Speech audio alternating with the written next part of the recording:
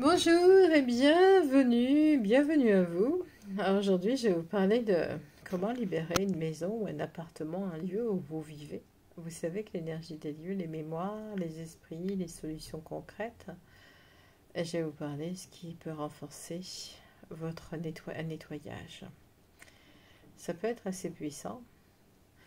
Donc un nettoyage énergétique, purifier votre maison, libérer les mémoires.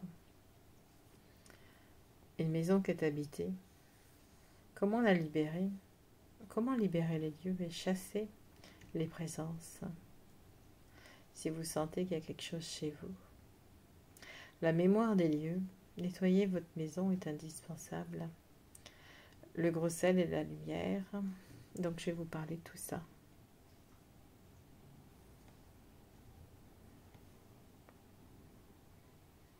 Donc je vais vous parler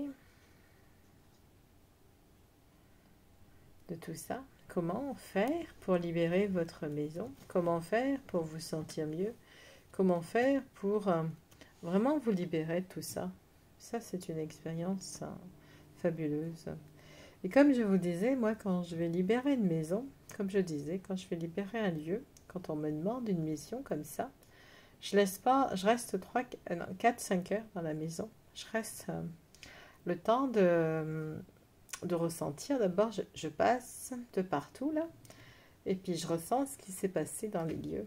Mon canal de médium me donne la possibilité de savoir. Ça, c'est depuis que je suis enfant. Il y a des lieux où je ne dormirai jamais. D'ailleurs, je ne dors pas dans les lieux où je fais des purifications. C'est impossible. Je suis trop mal à l'aise sinon. Je serais fatiguée au réveil. Donc voilà. Donc le nettoyage énergétique de la maison. Il faut faire au moins 4 à 5 heures sur une semaine à peu près pour que vous vous sentiez vraiment chez vous. Votre appartement, votre maison, ce n'est pas qu'un toit ou 4 murs. C'est un espace qui garde les mémoires, les émotions et parfois même les âmes ou les événements du passé. Il peut y avoir eu des événements tragiques. Que vous visitiez un lieu pour acheter ou pour louer, vous devez ressentir quand vous allez voir un lieu ou demander à quelqu'un de venir avec vous, quelqu'un qui a des intuitions, qui a une perception. Est-ce que je me sens bien ici? On peut se poser quand on visite un lieu et puis se demander, est-ce que je me sens bien là? Est-ce que je suis à l'aise? Est-ce que je me vois y vivre? Ça, c'est important. En entrant, si vous ressentez un malaise, une oppression, une angoisse, n'achetez pas et ne louez pas. Écoutez-vous. Parce que beaucoup de personnes n'osent pas écouter leur ressenti et après découvrent que le lieu est habité par des mémoires lourdes, parfois par des entités. Quand il y a eu des drames, ou même que ce soit le lieu, la maison, l'appartement ou le terrain, parce que tout a une histoire. C'est pourquoi il faut purifier, car les lieux peuvent garder des traces de ceux qui ont vécu avant vous. Avant vous, il y a eu des gens. Avant vous, il y a eu un vécu. C'est ça qu'il faut se dire. Il y a des gens qui ont aimé, qui ont peut-être aimé trop fort, qui n'ont pas voulu partir. Peut-être qu'ils sont partis tragiquement. Des défunts, des histoires des familles, des drames, des secrets enterrés, sous le jardin ou sous les fondations.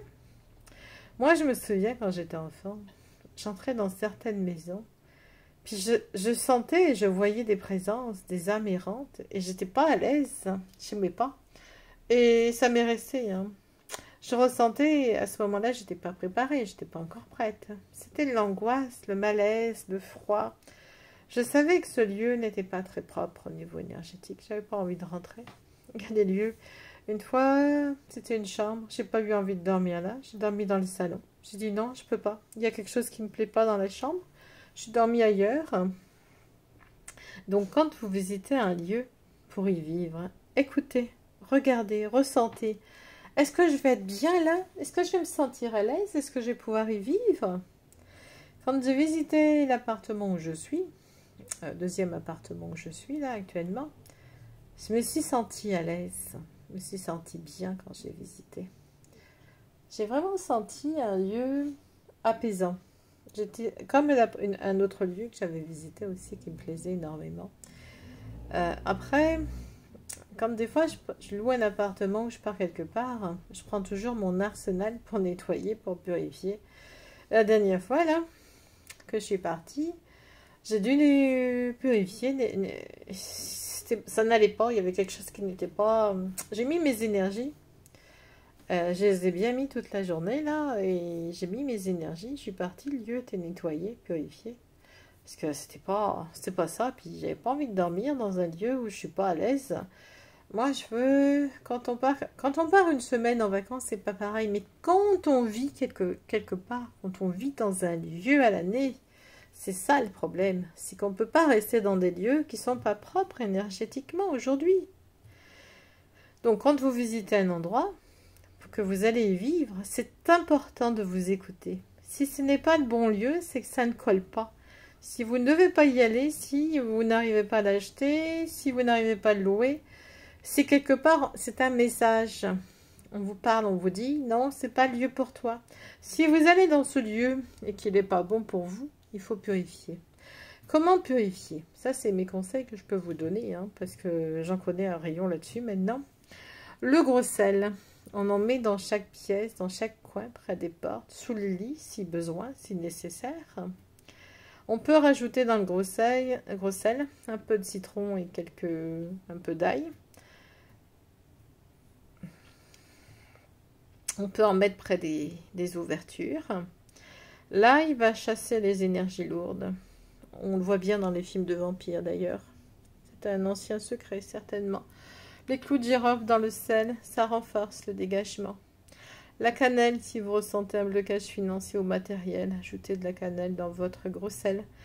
Ça attire l'abondance et débloque les énergies. Si vous êtes bloqué au niveau de l'amour, c'est de la rose rouge. On ajoutera quelques roses. Vous en trouvez des petites et on ajoute ces roses. Alors, si vous voulez nettoyer, attention de ne pas nettoyer votre sol avec de l'eau salée. Si vous avez du gerflex, si vous avez un carrelage, oui, ça peut. Mais attention à ne pas l'abîmer. L'encens et le bois sacré. Faites brûler de l'encens, olivon, benjoin, palo santo. Passez-en de partout. Mais ne restez pas une demi-heure à le passer. Hein. Restez bien. Passez déjà bien dans chaque pièce. Vous devez rester au moins 1 heure avec votre encens dans chaque pièce. Posez des bougies sur vos coupelles de gros sel. Ça va purifier également. Ça va apaiser les énergies. Visualisez des lumières, de la lumière de partout. Des poteaux de lumière qui partent du sol jusqu'au ciel dans votre lieu de vie. Et ça va être très fort, ça va inonder toutes les pièces, ça va libérer les résidus et libérer les mémoires et les murs. Et je vous dis, il faut passer vraiment de partout, de partout. Moi, quand je nettoie une maison, comme je vous disais, je reste 4 à 5 heures. Je reste pas... Parfois, on me demande de rester 1 semaine, de faire un nettoyage pour 1 semaine, ou 3-4 jours, ou 5 jours, ça dépend. Quand je nettoie, je passe de partout. Je ressens la vibration dans la maison d'abord. Ensuite, je prépare mon nécessaire. Alors, je me mets dans la cuisine hein, pour tout préparer. D'abord, je vais passer le gros sel. Le gros sel que j'aurai fait monter en énergie. Je vais poser des bougies rondes là qui vont être brûlées assez rapidement. Ensuite, je mets de partout. Je prends le temps d'en mettre dans chaque pièce hein, de la maison. La mémoire, c'est important, la mémoire des maisons et des lieux de vie. Alors, je vais libérer l'intérieur comme l'extérieur. N'oubliez pas, si vous avez un jardin, qu'il faut passer aussi l'encens dans le jardin. C'est pas parce qu'il y a de l'air dehors qu'il faut pas passer. Il faut vraiment aller de partout. Donc, je vais passer la maison au peigne fin. Ensuite, ça va être le jardin. Puis, je vais avoir des informations sur la maison. Généralement, j'ai toujours des informations. Après... Au bout de plusieurs... Il y a le garage, il ne faut pas oublier le garage si vous avez un garage, ça c'est important. Tout est important, il faut passer de partout en mettant des canaux de lumière de partout dans le lieu.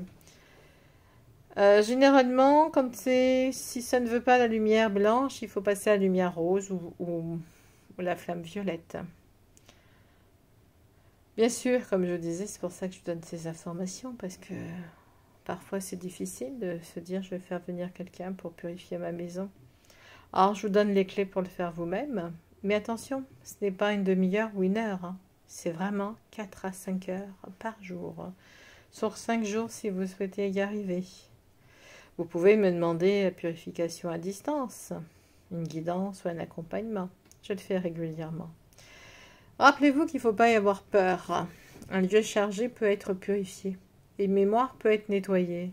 Votre maison, elle mérite la paix, la protection et la lumière. Quand tout est prêt, posez vos mains sur un mur et fermez les yeux et dites « Je bénis cette maison.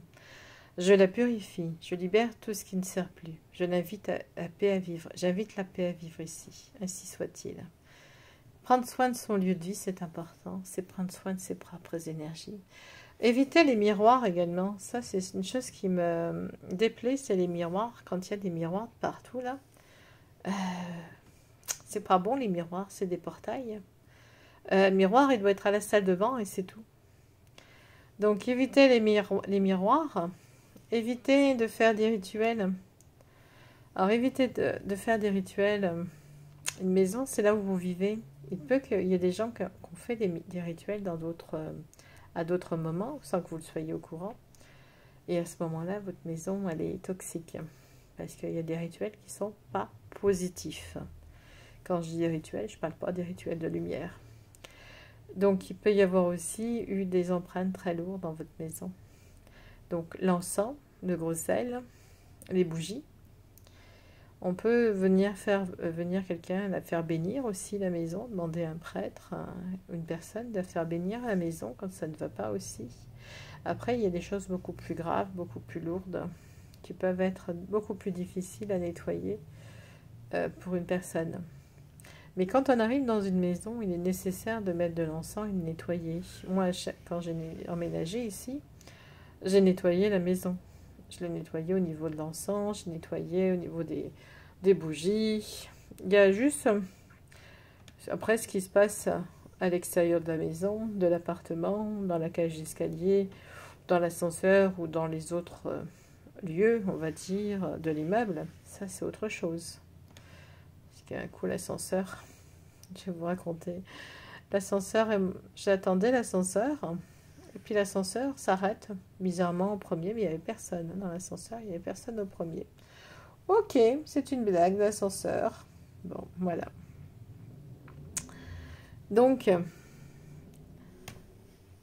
c'est très important, une maison, que ce soit une maison, un terrain ou un appartement. Comme je vous ai dit, c'est pas que des traces, c'est des émotions, c'est des mémoires, et ça garde les traces, c'est souvenirs heureux, mais aussi des fois des souvenirs malheureux. Et les rituels qui ont été laissés, une empreinte négative, des énergies lourdes, etc. Et quand on emménage, si on achète, c'est encore pire, parce que quand on loue, déjà, arriver à louer, c'est difficile. Donc, il faut vraiment écouter votre ressenti. Est-ce que je me sens bien ici?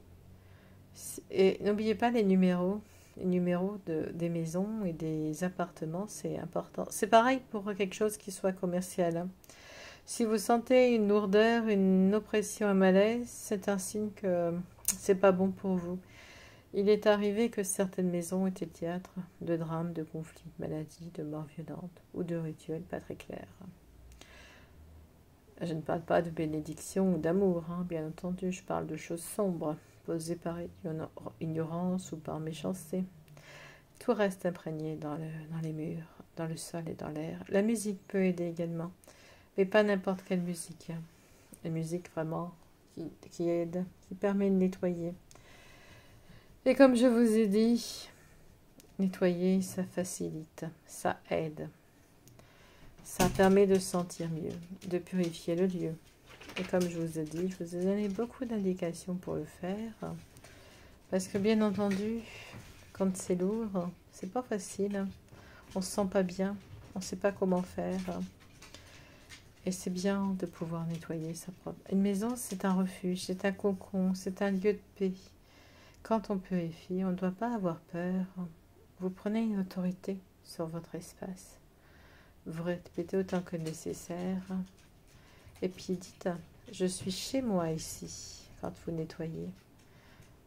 Si vous sentez quelque chose, ne laissez pas cette chose s'installer. Appelez la lumière, la flamme violette, la flamme rose, puis la lumière. Bien entendu, je peux vous accompagner à distance si vous préférez. Prenez soin de vous, de votre lieu, de votre temple. Que votre maison soit bénie. Tout ce qui n'est pas lumière quitte ces murs. Que la paix, l'amour et l'abondance remplissent cet espace. Ainsi soit-il. Voilà, je vous dis à bientôt. Au revoir.